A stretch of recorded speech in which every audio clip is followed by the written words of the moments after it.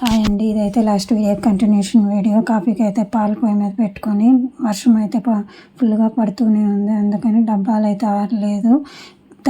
తడి లేకుండా పొడి వస్త్రం అయితే ఎత్తుకొని డబ్బాలు మూతలంతా క్లీన్గా తుడుచుకొని సరే ఐటమ్స్ అన్నీ వాటి ప్లేస్లలో అవి కవర్లతో పాటు పెట్టుకున్నాను. ఎందుకంటే నేను పిల్లలకి లీవులు ఇచ్చినప్పుడు మాత్రమే వస్తూ ఉంటాను కాబట్టి అలాగే పెడితే అవి ఈ వానలకి మంచి పాడైపోతాయని కవర్లతో పాటు అలాగే పెట్టుకున్నాను. ఇంకా అన్ని డబ్బాలని అర్మార్లలో నీట్గా సర్దుకున్నాను.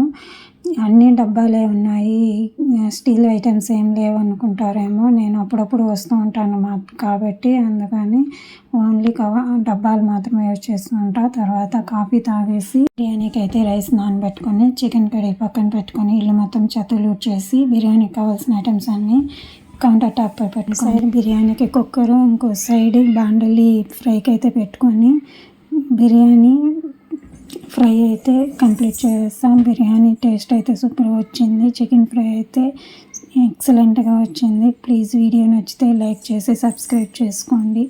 Thank you for watching.